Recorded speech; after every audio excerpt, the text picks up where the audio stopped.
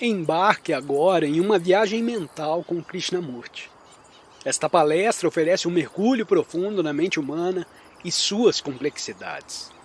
Inscreva-se no canal para começar esta jornada de autodescoberta. Eu gostaria de repetir que não estamos tentando convencê-los de nada. Isso deve ficar bem claro. Não estamos tentando persuadi-los a aceitar um determinado ponto de vista. Não estamos tentando impressioná-los a respeito de nada. Nem estamos fazendo qualquer propaganda. Não estamos falando a respeito de personalidades ou de quem está certo e de quem está errado. Mas, pelo contrário, tentando refletir e observar juntos o que é o mundo e o que somos nós, o que nós fizemos do mundo e o que fizemos de nós mesmos. Estamos juntos a examinar tanto o homem interior quanto o exterior. Para observar claramente, é óbvio, devemos ser livres para olhar. Se alguém se apega às suas experiências, julgamentos e preconceitos particulares, então não é possível pensar com clareza. A crise do mundo, que está bem à nossa frente, exige e reclama que pensemos juntos, de modo a podermos resolver o problema humano juntos, não de acordo com alguma pessoa em particular, com um determinado filósofo ou guru. Estamos tentando observar juntos. É importante ter em mente o tempo todo que o conferencista está apenas observando algo que estamos examinando juntos. Não é uma coisa unilateral, mas pelo contrário, estamos examinando em cooperação, fazendo juntos uma viagem e assim agindo juntos. É muito importante entender que a nossa consciência não é a nossa consciência individual. A nossa consciência não é somente a consciência específica do grupo, da nacionalidade e assim por diante, mas é também toda a agonia humana, o conflito, a miséria, a confusão e a dor. Estamos examinando juntos essa consciência humana que é a nossa consciência. Não a sua ou a minha, mas a nossa. Um dos fatores exigidos para esse exame é a capacidade da inteligência. Inteligência é a capacidade de discernir, de entender, de distinguir. É também a capacidade de observar, de armar tudo o que reunimos e agir a partir daí. Esse reunir, esse discernimento, essa observação podem ser preconceituosos e nega-se a inteligência quando há o preconceito. Se vocês seguirem outra pessoa, a inteligência é negada. O seguir outra pessoa, conquanto ela seja nobre, nega a sua própria percepção, nega a sua própria observação. Vocês estão apenas seguindo alguém que lhes dirá o que fazer, o que pensar.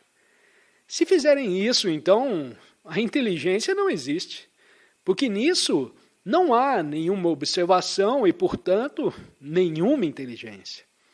A inteligência exige a dúvida, a indagação, não ser impressionado por outros, pelo seu entusiasmo, pela sua energia. A inteligência exige que haja a observação impessoal. A inteligência não é apenas a capacidade de entender aquilo que é explicado racionalmente, verbalmente, mas também implica que colhemos tanta informação quanto possível, embora sabendo que essa informação nunca poderá se completar a respeito de ninguém e de nada. Onde há inteligência, há hesitação, observação e clareza do pensamento racional impessoal. A compreensão do todo do homem, de todas as suas complexidades, de todas as suas respostas físicas, das suas reações emocionais, de suas capacidades intelectuais, de seu afeto e de sua agonia, A percepção de tudo isso, de uma só vez, em um ato, é a suprema inteligência. A inteligência, até agora, não foi capaz de transcender o conflito. Estamos caminhando juntos para ver se é possível o cérebro ficar livre do conflito. Vivemos com o conflito desde que nascemos e assim continuaremos até a morte. A luta constante para ser alguma coisa espiritualmente, como se diz, ou psicologicamente, tornar-se bem-sucedido no mundo, realizar-se. Tudo isso é movimento do vir a ser. Eu agora sou isso e chegarei à meta final, ao princípio mais alto. Tenha esse princípio o nome de Deus, de Brahman ou qualquer outro nome. A luta constante, seja para vir a ser ou para ser, é a mesma. Mas quando alguém está tentando vir a ser em várias direções, então está negando o ser. Quando você tenta ser, você também está se tornando.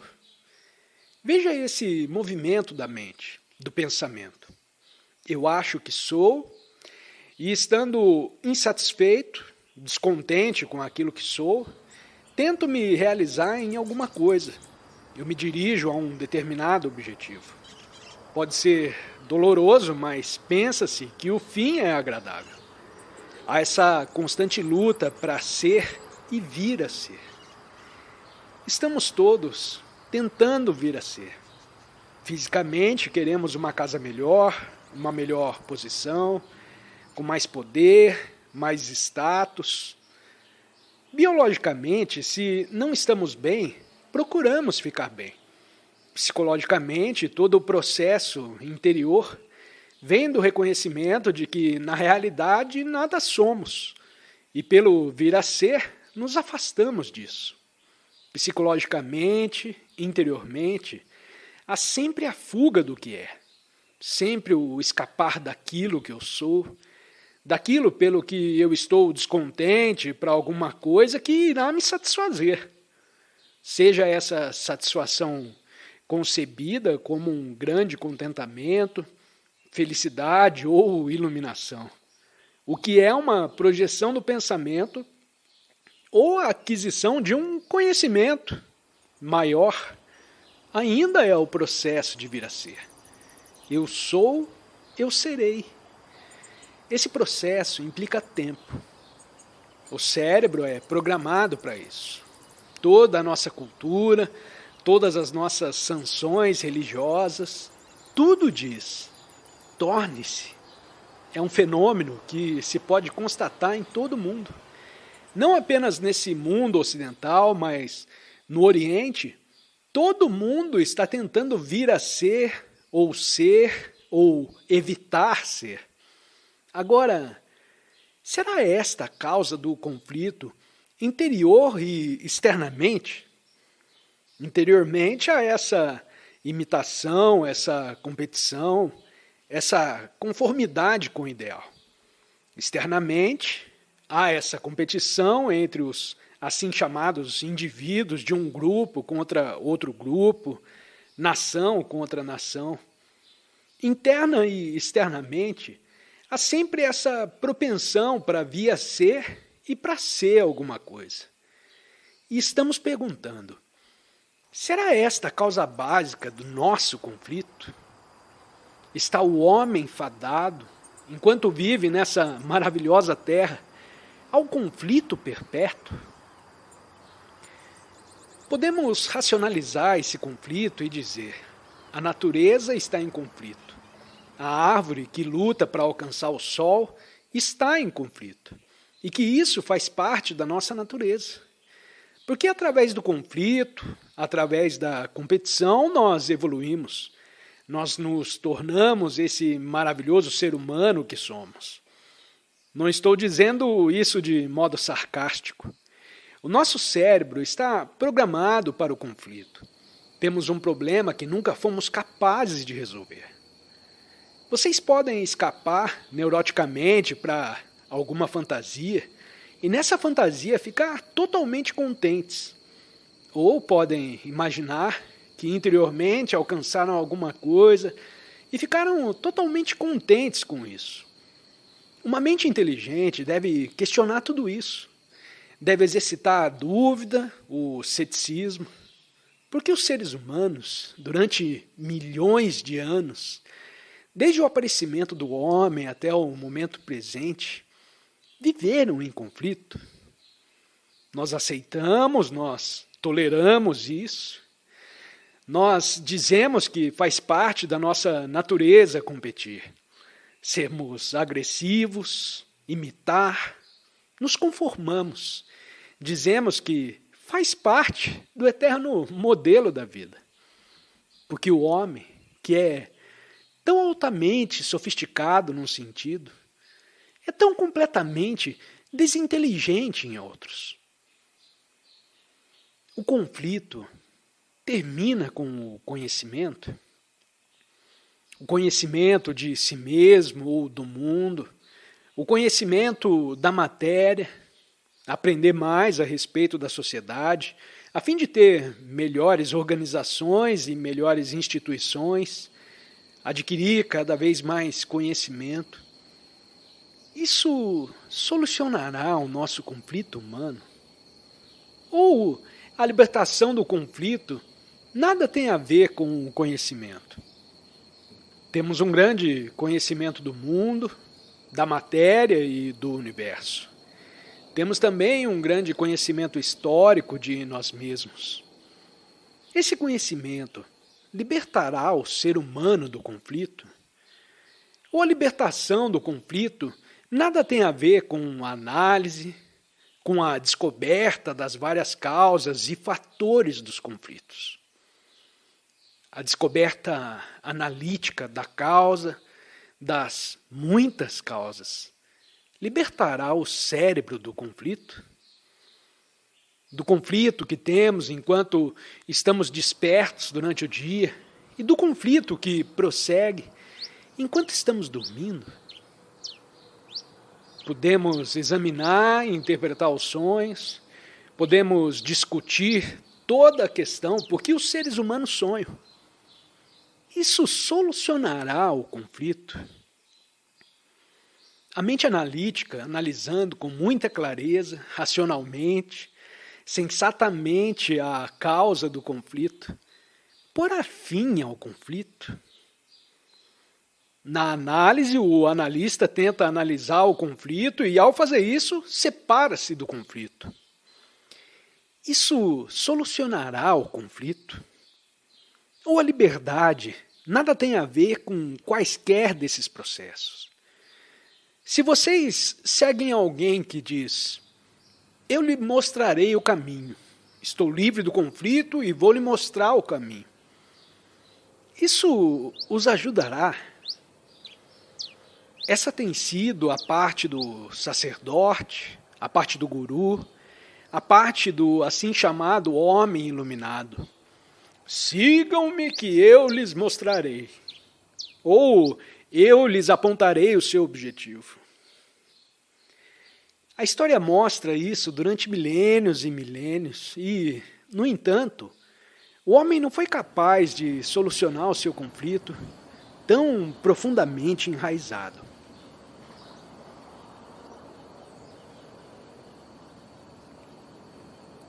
Vamos descobrir juntos. Não concordar, não como se fosse um conceito verbal, intelectual. Se há uma percepção, uma ação que determinará e terminará com o conflito, não gradualmente, mas imediatamente. Quais são as implicações disso? O cérebro, sendo programado para o conflito, é aprisionado nesse modelo. Estamos perguntando se esse modelo pode ser rompido imediatamente, não gradualmente. Vocês podem pensar que podem rompê-lo por meio das drogas, do álcool, do sexo, das diferentes formas de disciplina, entregando-se a alguma coisa. O homem tentou 1000 modos diferentes de fugir desse terror do conflito, E agora estamos perguntando: é possível para um cérebro condicionado romper com esse condicionamento imediatamente?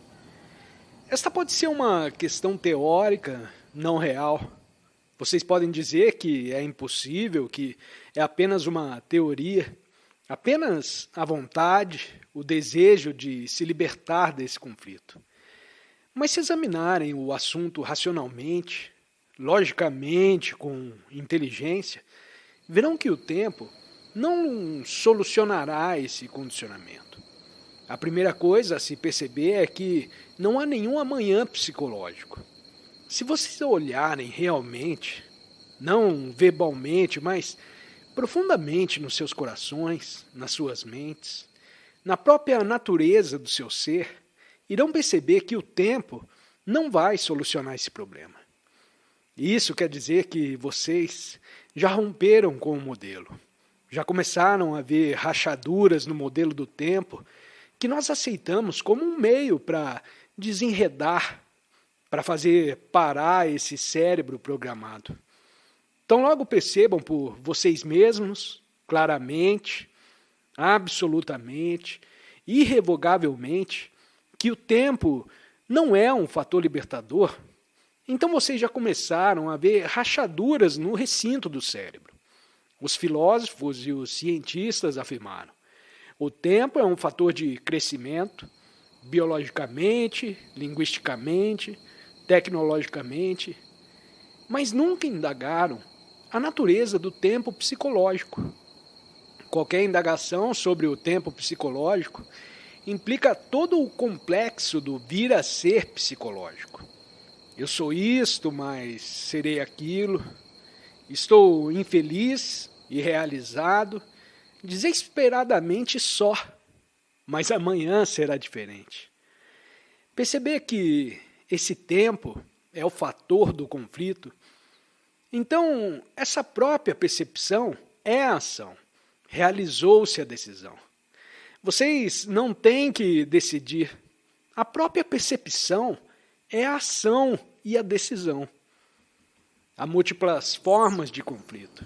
Há milhares de opiniões, portanto, milhares de formas de conflito.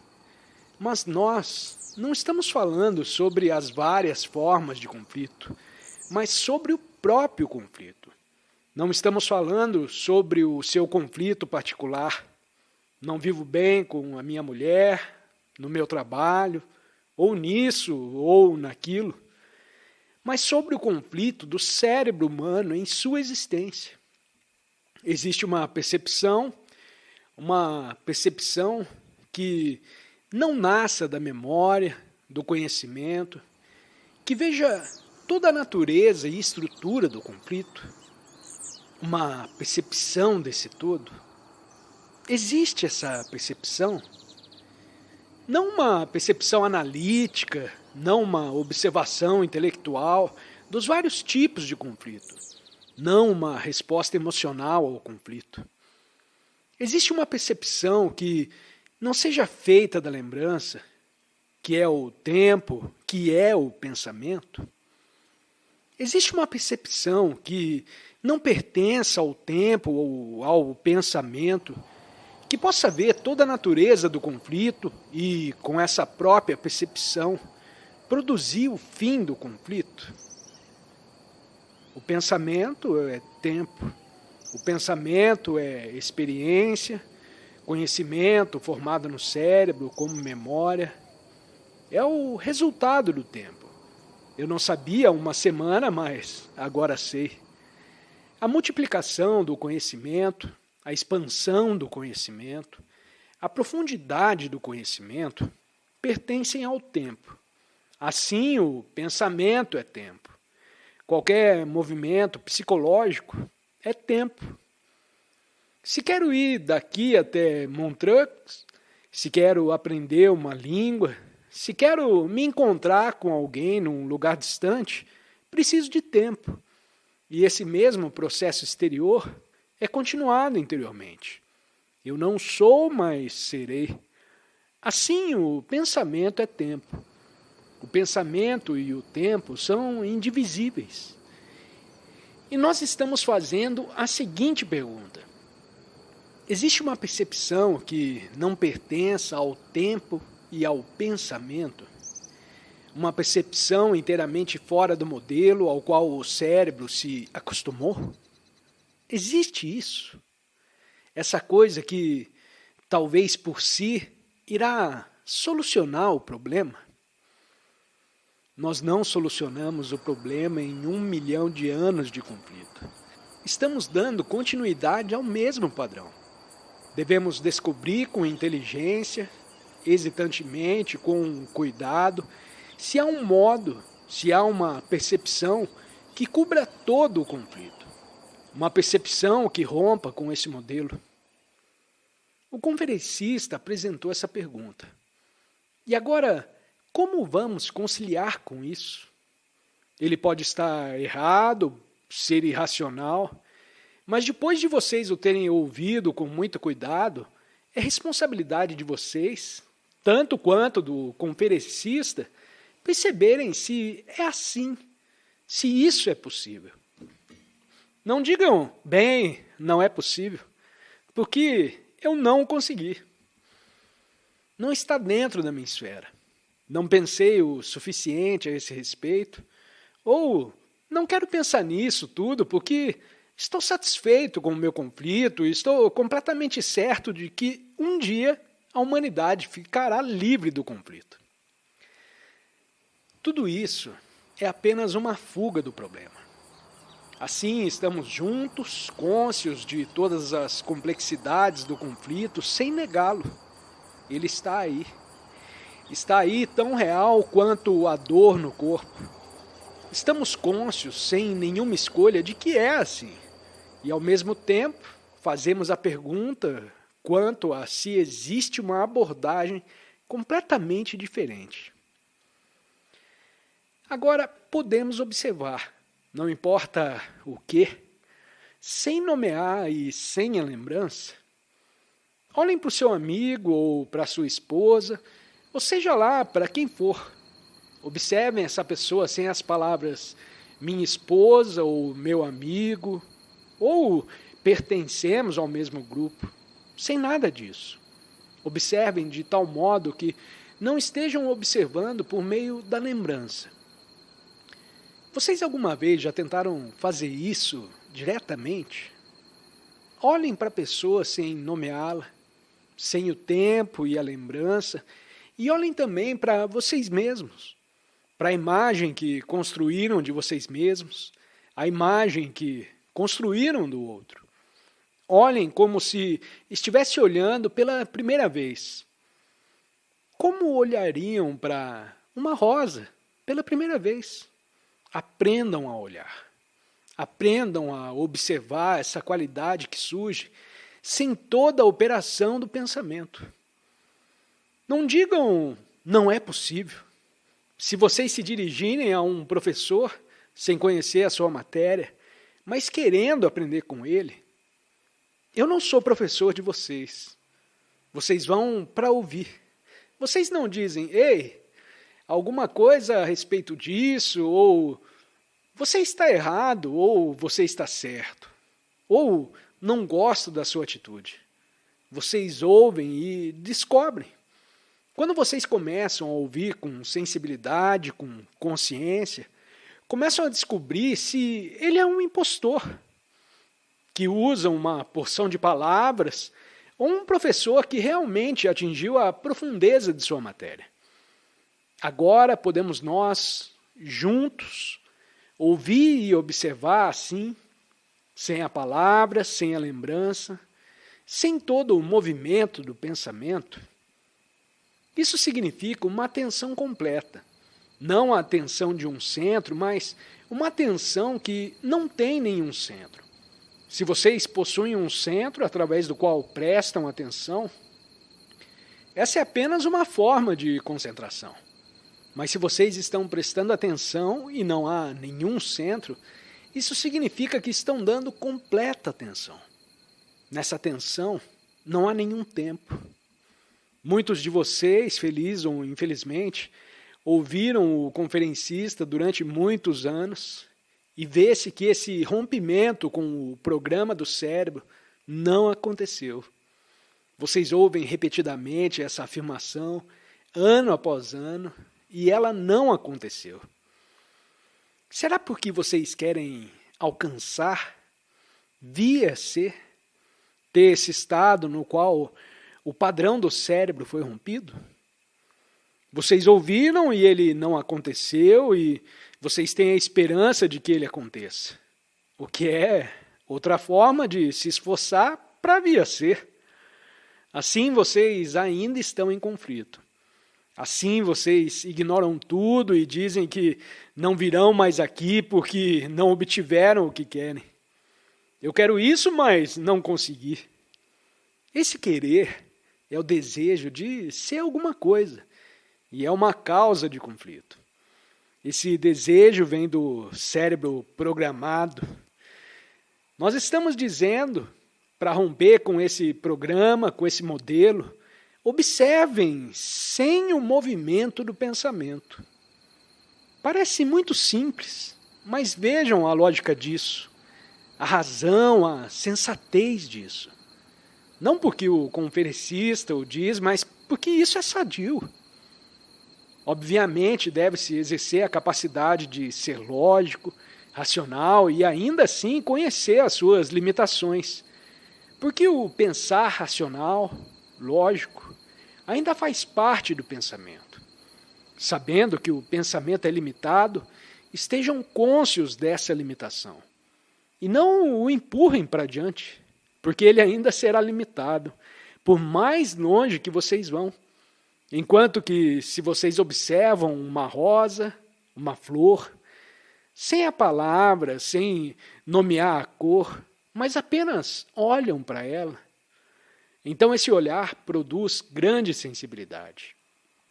Quebra esse sentido de densidade do cérebro e dá uma extraordinária vitalidade. Há uma espécie de energia totalmente diferente quando há a percepção pura que não está relacionada com o pensamento e o tempo. A ordem é necessária em nossa atividade diária. Ordem em nossa ação e ordem em nossa relação uns com os outros. Temos que entender que a própria qualidade da ordem é totalmente diferente daquela da disciplina. A ordem se alcança diretamente aprendendo a respeito de nós mesmos, não de acordo com algum filósofo ou algum psicólogo.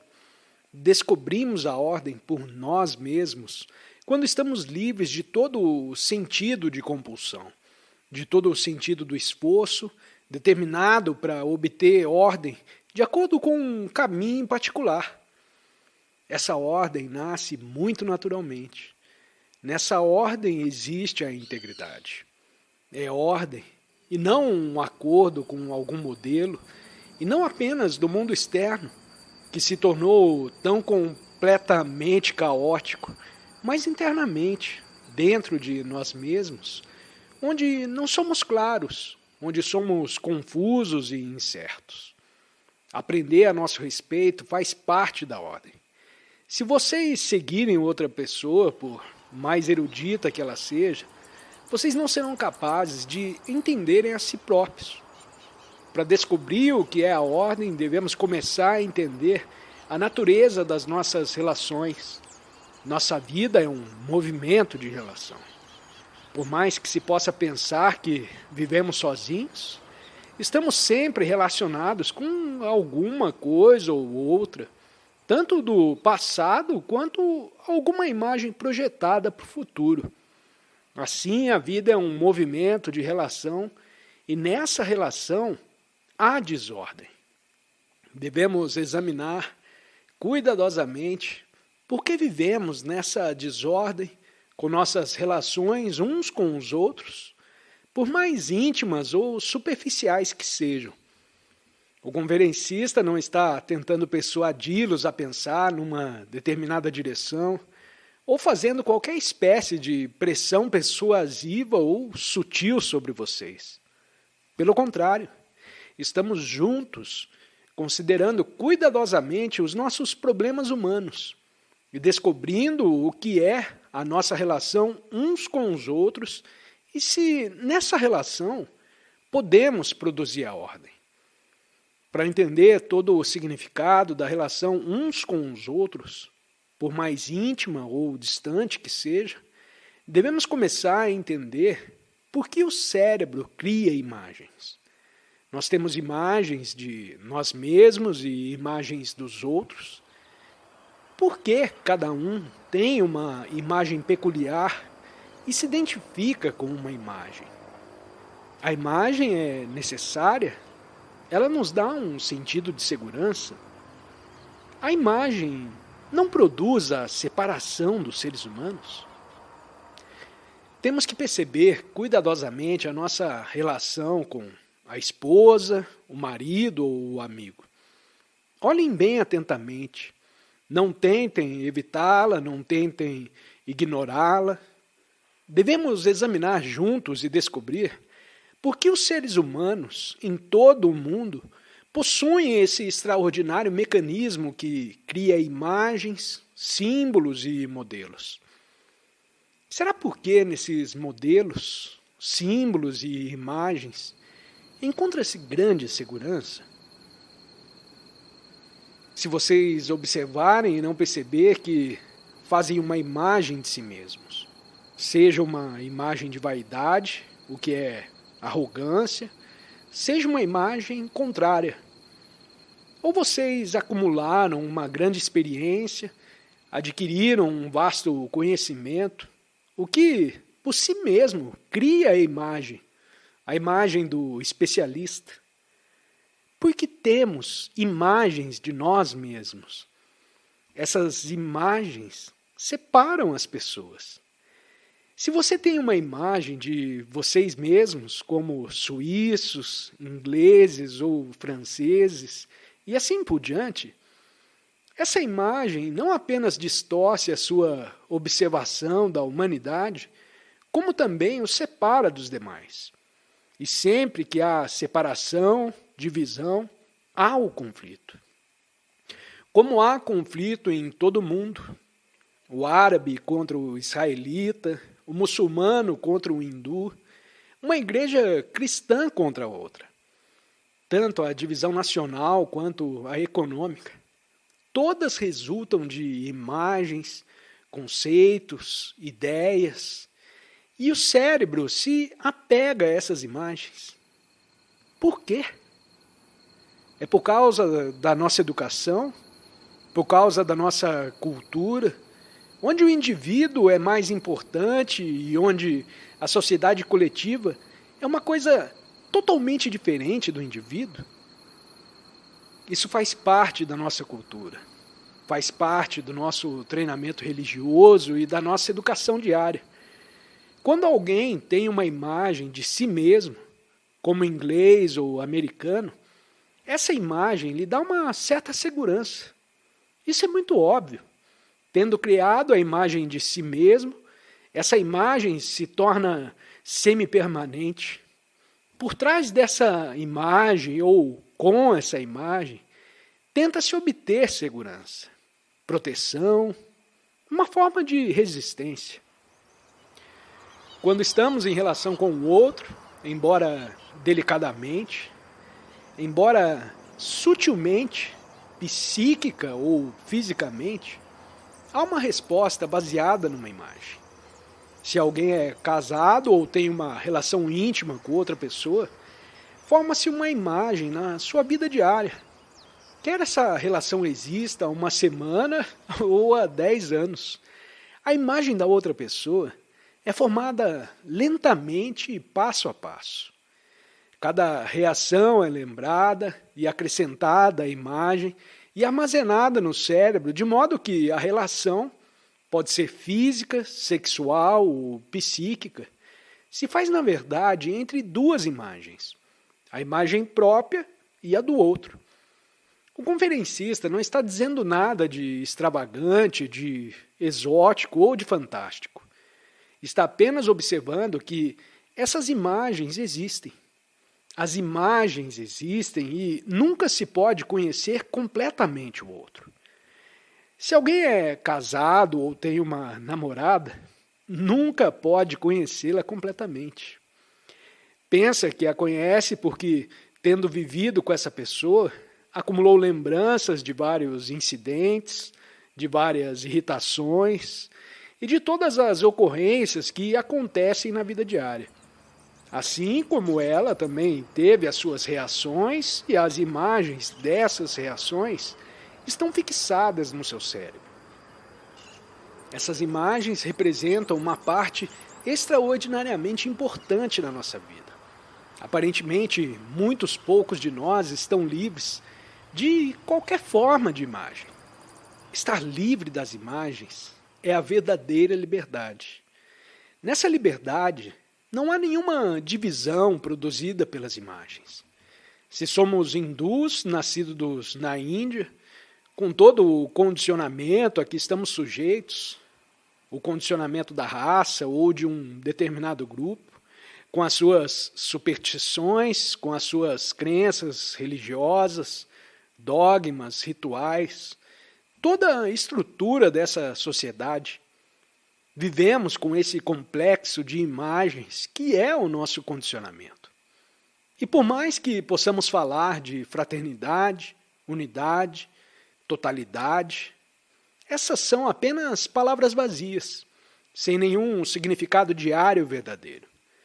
Mas se nos libertarmos de toda essa imposição, de todo o condicionamento, de todo esse contrassenso supersticioso, então estamos destruindo a imagem.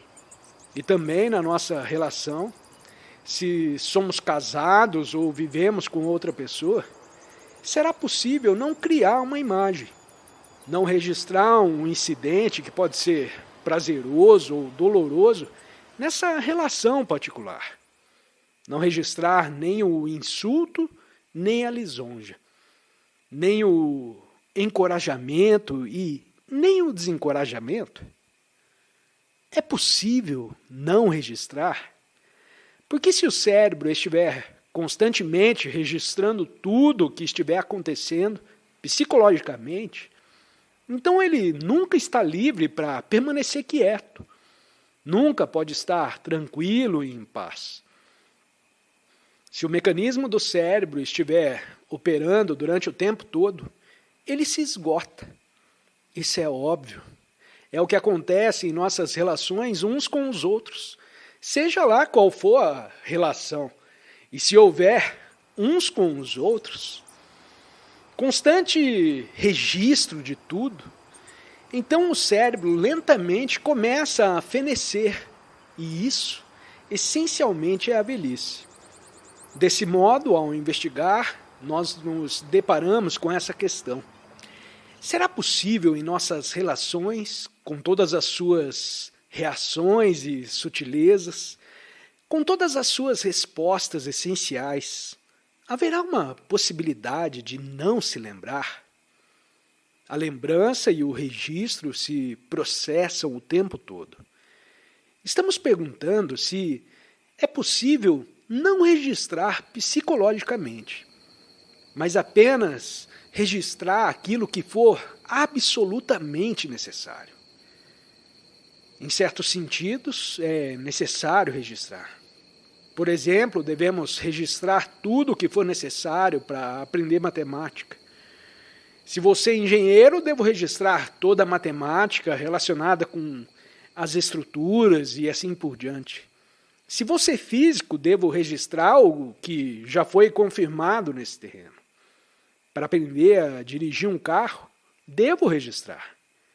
Mas será mesmo necessário em nossas relações registrar psicologicamente, interiormente, a lembrança de incidentes passados?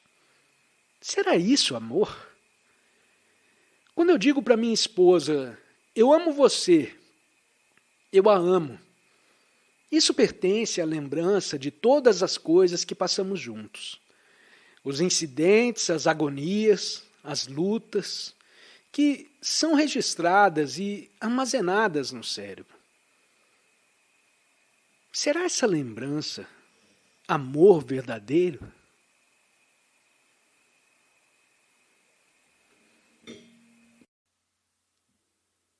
Agradecemos por sua presença nessa exploração da sabedoria com Krishnamurti. Se você está ansioso por mais descobertas, confira os vídeos que estão sendo sugeridos na sua tela. Desafie a sua mente a absorver mais conhecimento. Compartilhe as suas percepções nos comentários e, claro, inscreva-se para continuar essa jornada conosco.